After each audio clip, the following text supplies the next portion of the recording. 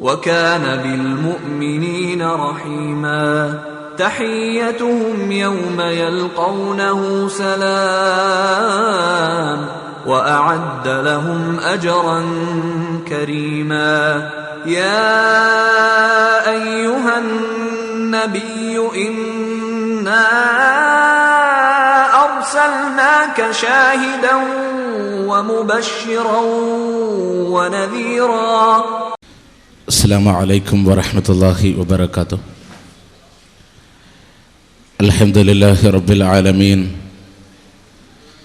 نحمده ونستعينه ونؤمن به ونتوكل عليه ونعوذ بالله من شرور أنفسنا ومن سيئات أعمالنا من يهده الله فلا مضل له ومن يضلله فلا هادي له وأشهد أن لا إله إلا الله وحده لا شريك له وأشهد أن محمدا عبده ورسوله أرسله بالهدى ودين الحق ليظهره على الدين كله ولو كره المشركون.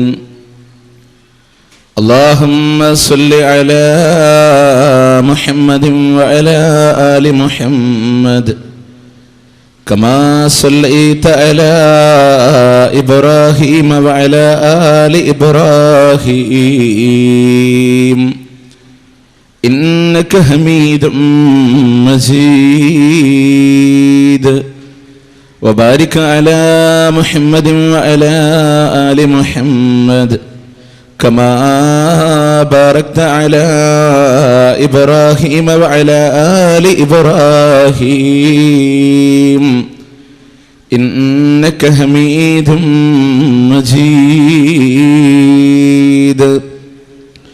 أما بعد فإن خير الكلام كلام الله وخير السنن سنن محمد صلى الله عليه وسلم وشر الأمور محدثاتها وكل محدثة بدعة وكل بدعة ضلالة وكل ضلالة في النار.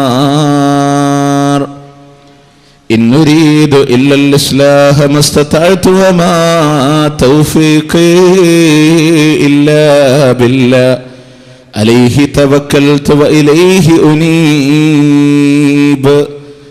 رب اشرح لي صدري ويسر لي أمري واحلل عقدة من لساني يفقهوا قولي. يا أيها الذين آمنوا اتقوا الله حق تقاته ولا تموتن إلا وأنتم مسلمون. أعوذ بالله من الشيطان الرجيم. بسم الله الرحمن الرحيم. اهدنا الصراط المستقيم صراط الذين أنعمت عليهم غير المغضوب عليهم ولا الضالين. ولو أنا إذا متنا تركنا لكان الموت راحة كل حي ولكننا إذا متنا بعثنا فنسأل بعده عن كل حي. വേദിയിൽ ഉപവിഷ്ടരായ പ്രഗത്ഭ വ്യക്തിത്വങ്ങളെ, ഏറ്റവും ബഹുമാനം നിറഞ്ഞ കാരണന്മാരെ, പ്രിയ സഹോദരി സഹോദരങ്ങളെ, അനുകരണം പ്രവാചകനിലും സഹാബത്തിലും എന്ന വിഷയത്തെ അധികരിച്ചുകൊണ്ട് തന്നെ ഇൻഷാ അല്ലാഹ് അല്പനേരം നിങ്ങളോട് സംസാരിക്കുകയാണ്. അതിൻ്റെ ഇടക്ക് ആമുഖമെന്നോണം കാര്യമായൊരു കാര്യം ഉണർത്താനുള്ളത്. സമയം 2:45. ഫാന് തിരിയുന്നുണ്ട്. ഭക്ഷണം കഴിച്ചിട്ടുണ്ട്. ബിരിയാണിയാണ്. സ്വാഭാവികമായും ഉറക്കത്തിലേക്ക് വഴുതിപ്പോകാൻ സാധ്യതയുണ്ട്. അതുകൊണ്ട് നല്ല ഒരു ശ്രദ്ധയോടുകൂടെ ഇരിക്കണമേ എന്ന് ആമുഖമെന്നോണം ഉണർത്തുകയാണ്. ഒരു മുസ്ലിമിനെ സംബന്ധിച്ചിടത്തോളം, വിശിഷ്യ മുഹമ്മദ് നബി സല്ലല്ലാഹു അലൈഹി വസല്ലമയുടെ ഉമ്മത്തിനെ സംബന്ധിച്ചിടത്തോളം അനുകരിക്കാനുള്ള ഏറ്റവും നല്ല മാതൃക കാണിച്ചുകൊണ്ടാണ് മുഹമ്മദ് റസൂലുള്ളാഹി സ്വല്ലല്ലാഹു അലൈഹി വസല്ലം ഇവിടെ നിന്ന് വേർപെട്ടു പോയത്. നമുക്ക് കൃത്യമായി അനുകരിക്കാൻ കഴിയുന്ന ഒരു നായകനുണ്ടെങ്കിൽ അത് മുഹമ്മദ് നബി സല്ലല്ലാഹു അലൈഹി വസല്ലമ മാത്രമാണ്. ആ പ്രവാചകന്റെ കാലശേഷം കടന്നു വന്ന സമൂഹത്തിൻ്റെ നായകന്മാരായിട്ടോ അല്ലെങ്കിൽ ഇന്ന് നിലവിൽ കാണുന്ന ഏതെങ്കിലും ഒരു സംഘടനകളുടെ നായകന്മാരായിട്ടോ ഒരാളെയും അന്ധമായിട്ട് അനുകരിക്കുക എന്നുള്ളത് ഒരു മുസ്ലിമിന് ഭൂഷണമല്ല. അനുകരണം എന്ന് പറയുമ്പോൾ തന്നെ സ്വാഭാവികമായിട്ടും ഒരു വേളയെ മുസ്ലിം സമൂഹത്തിൽ ഭിന്നിപ്പിന്റെ വിത്ത് പാകിക്കൊണ്ട് കടന്നു വന്നത് ഇസ്ലാമിനെ നെടുക 4 പിളർന്നുകൊണ്ട് 4 മദ്ഹബി പക്ഷപാതിത്വങ്ങളുമായി കടന്നു വന്ന് ആ 4-ൽ ഒന്നിനെ അന്ധമായി അനുകരിക്കുക എന്നൊരു അവസ്ഥയുണ്ടായി. പക്ഷേ ഇസ്ലാഹി പ്രസ്ഥാനത്തെ സംബന്ധിച്ചിടത്തോളം, സലഫി പ്രസ്ഥാനത്തെ സംബന്ധിച്ചിടത്തോളം ഇതിനെ ഒന്നുമല്ല അനുകരിക്കേണ്ടത് എന്നും മറിച്ച് പരിശുദ്ധ ഖുർആനിനെയും പ്രവാചകൻ സല്ലല്ലാഹു അലൈഹി വസല്ലമയുടെ തിരുസുന്നത്തിനെയുമാണ് അനുകരിക്കേണ്ടത് എന്ന് ജനങ്ങളോട് പറയേണ്ട അവസ്ഥയുണ്ടായി. ഭിന്നിപ്പിന്റെ വിത്തുപാകി എന്ന് ഞാൻ പറഞ്ഞെടുത്ത് ഒരുപക്ഷെ ആധുനിക മുസ്ലിമീങ്ങളെ സംബന്ധിച്ചിടത്തോളം നാം അറിയുന്നത് ഏതെങ്കിലും ഒരു മദ്ഹബിനെ സ്വീകരിച്ചാൽ നമ്മുടെ ഈമാൻ പൂർണ്ണമായി എന്നൊരു ധാരണയിലായിരിക്കാം. ഇവിടെ നമ്മൾ ആലോചിക്കേണ്ട വിഷയം, ഇന്ന് നമ്മളെ ഇടയിൽ കാണപ്പെടുന്ന ഷാഫി മദ്ഹബാണെങ്കിൽ അങ്ങനെ, ഹനഫി മദ്ഹബാണെങ്കിൽ അങ്ങനെ എന്ന ഒരു ധാരണയായിരുന്നില്ല അല്പകാലങ്ങൾക്ക് മുമ്പ്. മറിച്ച് ഷാഫി മദ്ഹബുകാരനെ ഹനഫി മദ്ഹബുകാരനെ കണ്ടുകൂടായ്മ, ഹനഫി മദ്ഹബുകാരന് ഷാഫി മദ്ഹബുകാരനെ കണ്ടുകൂടായ്മ, പരസ്പരം സലാം പറയാൻ പാടില്ല, വെറുപ്പോടുകൂടെ കാണുന്നൊരു അവസ്ഥ, അത് ഭിന്നിപ്പിലേക്കാണ് വഴിവെച്ചത്. ഇത് മദ്ഹബിന്റെ ഇമാംമാര് തുടങ്ങിയതല്ല, അതിൻ്റെ കാലശേഷം തുടങ്ങിയതാണ്. അത് ഒന്നുകൂടെ വ്യക്തമായി നമ്മൾ മനസ്സിലാക്കണമെങ്കിൽ ഇപ്പൊ നോക്ക്, മദ്ഹബുകൾക്കിടയിലുള്ള ഓരോ ഫത്വ നമ്മൾ പരിശോധിച്ചാൽ നിങ്ങൾക്ക് മനസ്സിലാവും. ഹനഫി മദ്ഹബിലെ മാവിലെ നമ്മൾ ഭക്ഷണമായി ഉപയോഗിക്കുന്ന മാവിൽ നജസ് കലർന്നു പോയി, അതെന്ത് ചെയ്യണം എന്ന് ഹനഫി മദ്ഹബിൽ ഒരു ഫത്വ. എന്ത് ചെയ്യണം? ഉപയോഗിക്കാൻ പറ്റുമോ? മനുഷ്യന് ഉപയോഗശൂന്യമാണ്, ഉപയോഗിക്കാൻ കഴിയില്ല. അത്ര നജസ് കലർന്ന ഒരു ധാന്യം അതെന്ത് ചെയ്യണം? മാവ് അത് ഒന്നുകിൽ ഭക്ഷണമാക്കി മൃഗങ്ങൾക്ക് നൽകാം, അതല്ലെങ്കിൽ ഷാഫിക്കാരന് പണത്തിന് കൊടുക്കാം, എന്നാലും വെറുതെ കൊടുക്കാൻ പറ്റില്ല അല്ലേ? അപ്പൊ എത്രമാത്രം ആ ഭിന്നിപ്പുണ്ടെന്ന് ആലോചിച്ച് നോക്ക് നമ്മൾ. ഇതായിരുന്നു ഒരു വേള. അപ്പൊ അതുകൊണ്ട് തന്നെ സലാം പറയണമെങ്കിൽ അതും പറ്റില്ല. അതുകൊണ്ട് സ്വാഭാവികമായിട്ടും ഈ മദ്ഹബ് അംഗീകരിക്കുന്ന ഒരാളെ സംബന്ധിച്ചിടത്തോളം അവൻ പോകുന്നത് ഏറ്റവും വലിയ വെട്ടിൽ പോയി ചാടുകയാണ്. എന്ന് വെച്ചാൽ വിശിഷ്യ സമസ്തയുടെ ഒരാളെ സംബന്ധിച്ചിടത്തോളം ഒരാളോട് സലാം പറയണമെങ്കിൽ ഒരുപാട് ഉപാധികളുണ്ട്. എങ്ങനെ? ആദ്യം ഒരാളെ കണ്ടുമുട്ടിയാൽ നിങ്ങൾ സുന്നി തന്നെയാണോ? ഒന്നാമത്തെ സംശയം തീർക്കണം. അതെ, സുന്നിയാണ്. ആദ്യം മുസ്ലിമാണോ? മുസ്ലിമാണ്. സുന്നിയാണോ? സുന്നിയാണ്. AP സമസ്തയാണോ? EK സമസ്തയാണോ? AP സമസ്തയാണ്. Shafi മദ്ഹബാണോ? Hanafi മദ്ഹബാണോ? Shafi മദ്ഹബാണ്. എന്നാ അസ്സലാമു അലൈക്കും അല്ലേ? ഇങ്ങനെ പറയേണ്ട ഒരവസ്ഥയിലേക്കുണ്ടായി അല്ലേ? അത് നമ്മൾ ആലോചിക്കണം.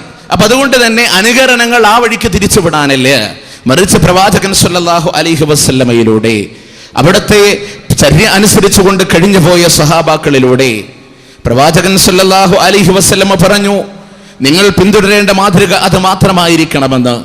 അല്ലേ, നിങ്ങൾക്ക് വേണ്ടി പിന്തുടരപ്പെടാനുള്ള മാതൃകകൾ പ്രവാചകൻ സല്ലല്ലാഹു അലൈഹി വസല്ലമ ഇവിടെ നമുക്ക് മുമ്പിൽ വെച്ചു പോയി. ഖുർആനാണ്, ഹദീസാണ്. തറക്തു ഫീകും അംറൈൻ ലൻ തദില്ലു മാ തമസ്സക്തും ബിഹിമാ കിതാബല്ലാഹി വസുന്നത റസൂലിഹി. തറക്തു ഫീകും അംറൈൻ, രണ്ട് കാര്യം നിങ്ങളിൽ വിട്ടേച്ചു പോവുകയാണ്. ലൻ തദില്ലു മാ തമസ്സക്തും ബിഹിമാ, അവ രണ്ടും മുറുകെ പിടിക്കുന്നിടത്തോളം കാലം നിങ്ങൾ വഴിപിഴച്ചു പോകില്ല. ഏതാണ് ആ രണ്ട് കാര്യങ്ങൾ എന്നറിയുമോ? കിതാബല്ലാഹ് വസുന്നത റസൂലിഹി. ഒന്ന് അള്ളാഹുവിന്റെ ഗ്രന്ഥമാണ്, മറ്റൊന്ന് അവിടുത്തെ റസൂലിന്റെ ചര്യയാണ്, സുന്നത്താണ്. അവ നിങ്ങൾ മുറുകെ പിടിക്കണേ എന്ന് പറയുമ്പോ ഒരു കാര്യം കൂടെ പ്രവാചകൻ പറയുകയാണ്, ഫഅലൈക്കും ബിസുന്നതി വസുന്നതിൽ ഖുലഫാഉർ റാഷിദീനൽ മഹ്ദിയീന മിൻ ബഅദി അല്ലാഹു അലൈഹാ ബിന്നവാജിദ്. ഫഅലൈക്കും, ആകയാൽ നിങ്ങളുടെ മേൽ നിർബന്ധമാണ്, ബിസുന്നതി എന്റെ ചര്യകൾ, വസുന്നതിൽ ഖുലഫാഉർ റാഷിദീനൽ മഹ്ദിയീന മിൻ ബഅദി എന്റെ കാലശേഷം കടന്നു വന്ന സന്മാർഗദർശികളായ ഭരണാധികാരികളുടെയും ചര്യകൾ നിങ്ങളുടെ മേലെ നിർബന്ധമാണെന്ന് റസൂലുള്ളാഹി സ്വല്ലല്ലാഹു അലൈഹി വസല്ലം. അല്ലാഹു അലൈഹാ ബിന്നവാജിദ്, അവ അണപ്പല്ലുകളെ കൊണ്ട് നിങ്ങൾ കടിച്ചു പിടിക്കണേ, അവ അണപ്പല്ലുകളെ കൊണ്ട് നിങ്ങൾ കടിച്ചു പിടിക്കണേ. അപ്പൊ പ്രവാചകൻ സല്ലല്ലാഹു അലൈഹി വസല്ലം പറയുന്നു, നിങ്ങൾക്കും നിങ്ങൾ സ്വീകരിക്കൽ നിർബന്ധമായ മാതൃക അതെന്റെ പാതയാണ്, എന്റെ ചര്യകളാണ്. അതുപോലെ എൻ്റെ കാലശേഷം കടന്നു വന്ന സന്മാർഗദർശികളായ ഭരണാധികാരികളുടെയും ചര്യകൾ, ഈ ചര്യകൾ മുറുകെ പിടിച്ചുകൊണ്ട് നമ്മൾ ജീവിക്കുക. അപ്പോൾ നമ്മൾ അനുകരിക്കപ്പെടേണ്ടത് എവിടെ? നമ്മൾ എവിടേക്ക് മടങ്ങേണ്ടതുണ്ട്?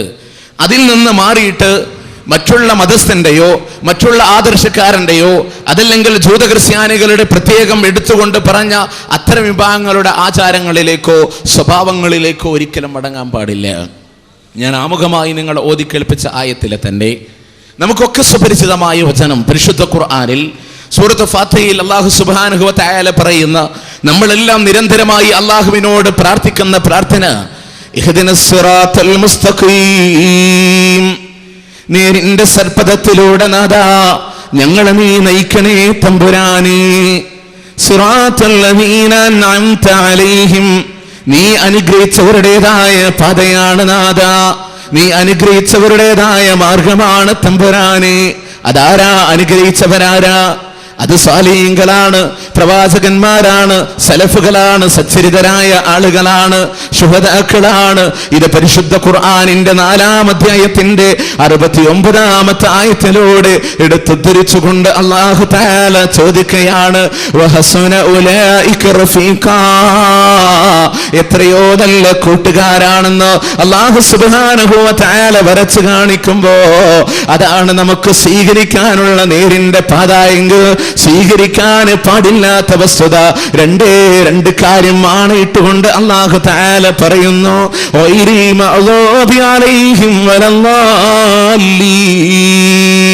നിന്റെ കോപത്തിനിരയായവരുടെ മാർഗത്തിലല്ല നാഥാ, വഴിപിഴച്ചു പോയവരുടെയും മാർഗത്തിലല്ല നാഥാ, അഥവാ ജൂതക്രിസ്ത്യാനികളുടെ മാർഗത്തിലല്ല, നീ അനുഗ്രഹിച്ചവരുടേതായ മാർഗത്തിലൂടെ ഞങ്ങളെ നീ നയിക്കണേ അല്ലാ. ആ ഒരു പാതയിലൂടെ, ആ ഒരു നേരിന്റെ സത്പഥത്തിലൂടെ മുന്നോട്ട് പോകേണ്ടതാണ് എന്ന് പ്രമാണങ്ങളെ വരച്ചു കാണിക്കുമ്പോ ആ ഒരു പാത നമ്മൾ അനുകരിക്കണം. അത് വിശ്വാസപരമായിട്ടാണെങ്കിൽ ഊന്നിക്കൊണ്ട് പറയാൻ ഒരുപാട് കാര്യങ്ങളുണ്ട്. ഞാൻ സ്വാഭാവികമായിട്ടും അതിൽ നിന്ന് കുറച്ചൊന്ന് പിന്നോട്ട് പോരുകയാണ്. വിശ്വാസപരമായിട്ടൊരു കാര്യം നമ്മൾ പ്രമാണങ്ങളിൽ കാണുമ്പോൾ അത് റസൂൽ സല്ലല്ലാഹു അലൈഹി വസല്ലം അതിൽ ഏതൊരു സമീപനം സ്വീകരിച്ചോ അത് അതേപോലെ സ്വീകരിക്കുക. പിന്നെ